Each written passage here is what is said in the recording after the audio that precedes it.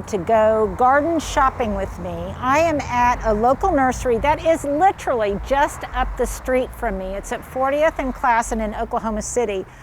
It's a relatively new business. I think they opened last fall, but they have just a wide variety of ground covers, herbs, vegetables, just all sorts of things, perennials. So I thought it would be a fun place to visit, and I'll show you what's in my cart.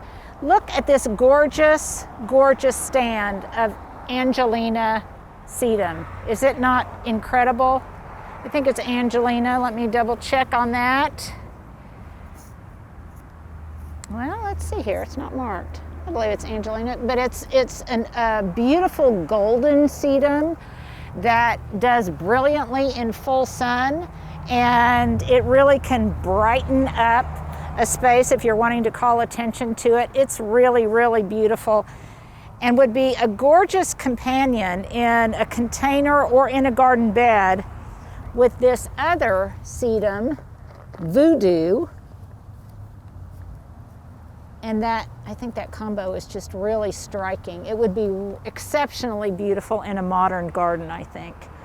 And they've got a selection of lavenders, of carrots, just really fun things. I like the way they've got them all grouped together so that they can kind of sway in the wind. It's really beautiful. This is a fun concept because they took an older home in the heart of Oklahoma City and they converted it into this fun garden center, and they have all sorts of things in addition to plants.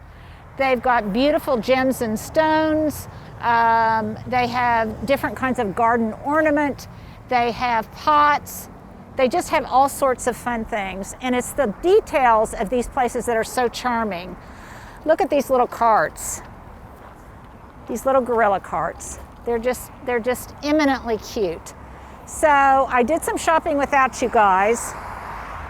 I started early. Actually, Stuart's mom and I are here picking up a few things. I'm primarily doing edibles. Now this is new to me, you guys. This is so fun. I should have stopped in the shade, Stuart. This is a Garbanzo bean.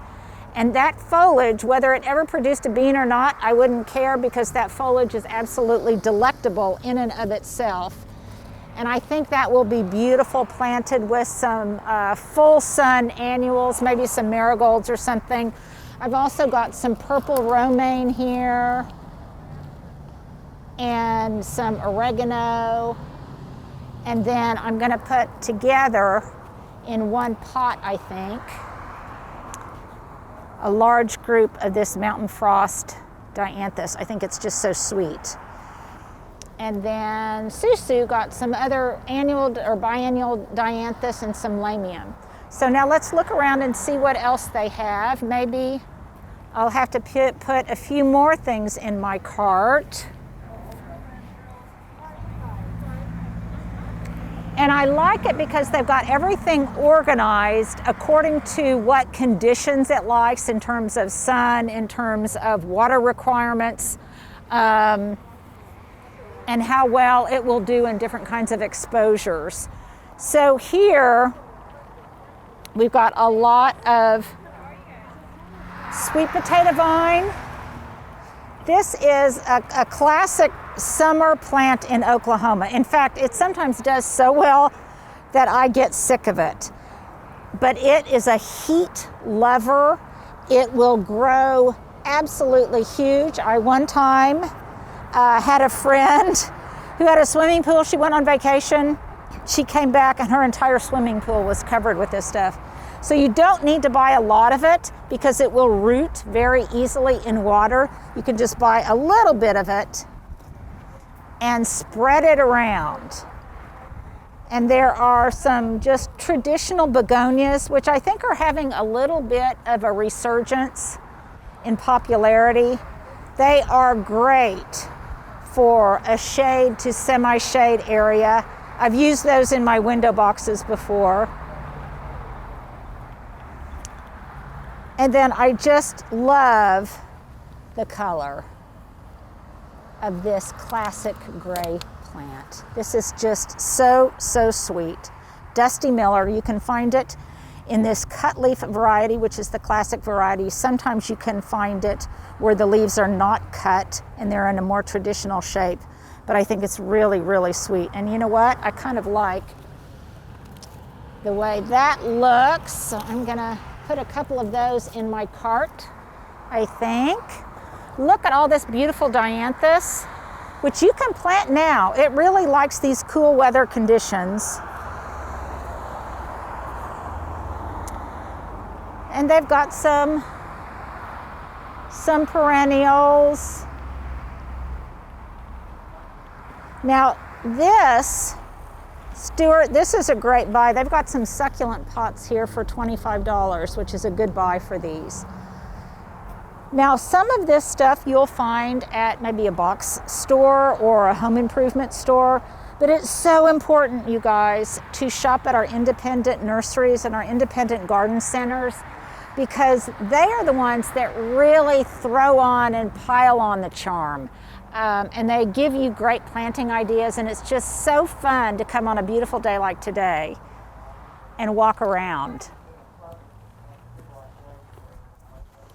If you guys are not familiar with Bacopa, you should be, because this is just a great part shade to shade lover. Probably some of it has been bred now. This actually says full sun.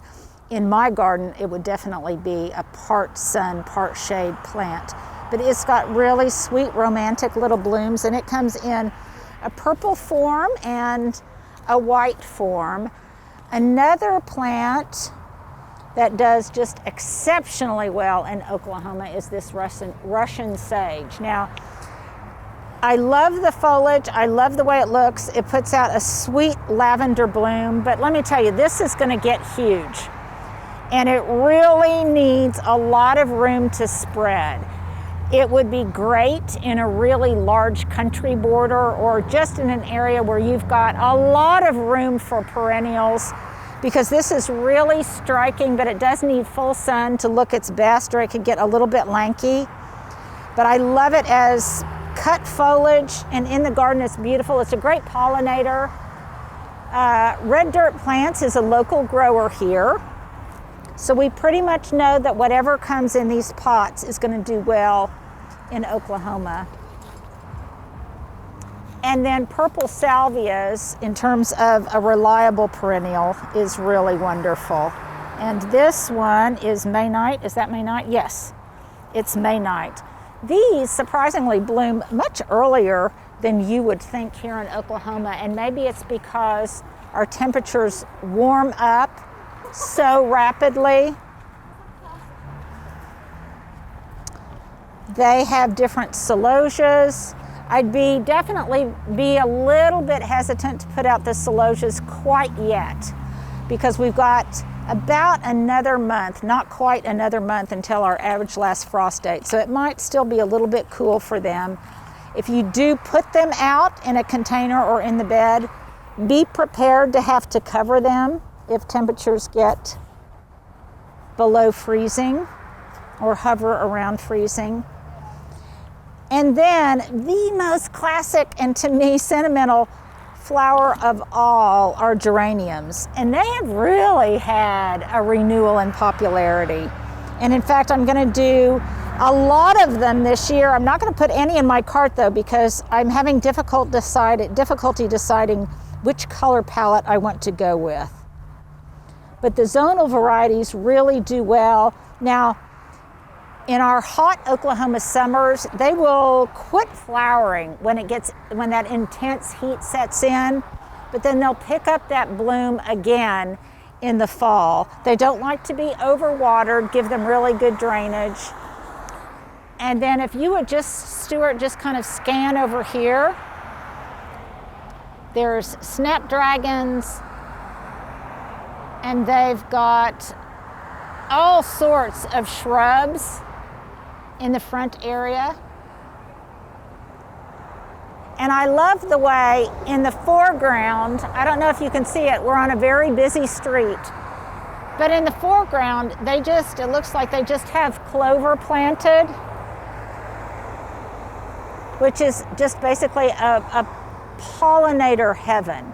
And in lieu of grass, they have that clover planted, which is just a wonderful idea. They also have really incredible, unique pots, like these heavy industrial metal. I'm gonna guess, Stuart, does that look like it might be some kind of oil field equipment, which is a really popular thing to do here in Oklahoma, is to convert those kinds of industrial utensils and things that they use in the oil fields into planters and such. It gives both a contemporary vibe and a real rustic vibe. And then let's come around this way, because we're about to come upon some topiaries.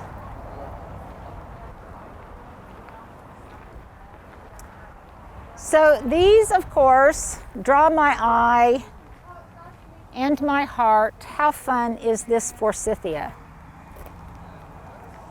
Isn't that absolutely wonderful? It's in full bloom right now. Now, obviously, it's not going to stay in bloom all during the summer, but it will make a nice, attractive, evergreen structural plant throughout the entire growing season, and they're tough. And then they've got some, right here, they've got some Dwarf Spruce. They've got Dwarf Alberta Spruce.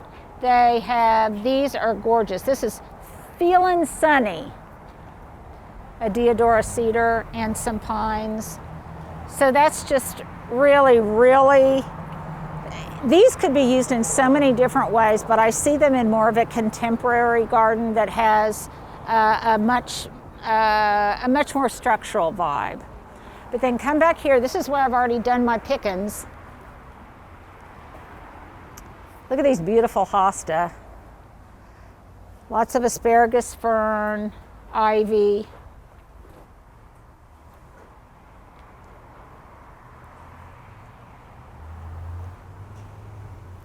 And then this is where I did most of my shopping. And that was kind of in my thematic this year of edible landscaping. How beautiful is this romaine lettuce, balloon romaine. It's just absolutely incredible. And it can take a little bit more sun, it looks like, than some of these other green varieties. But they've got everything here. Here's the garbanzo beans. They've got pineapple sage, lots of herbs down here, some lavender, mints that you, of course, would want to contain.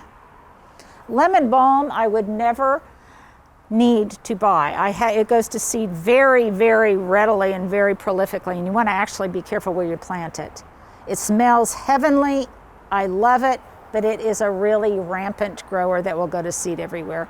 And then just more fun things: marjoram, oregano, cilantro, chamomile, dill, all sorts of fun things. And then some more veggies down here. And they've got backups. So this is it's just a fun thing. It just makes me happy to drive down my street. I could even walk if I could cross the highway. But driving down here and just knowing that it's here makes me happy. A friend of mine works here, and I just love the charm of having it in my neighborhood. So thank you for shopping with me today. This is Bricks. It's on 40th and Classen here in Oklahoma City. Tell me what you guys are gonna plant, what veggies and herbs you're gonna grow. Let me know what's coming up in your neck of the woods, and where you garden and in what zone. So until I see you again, thanks for shopping with me.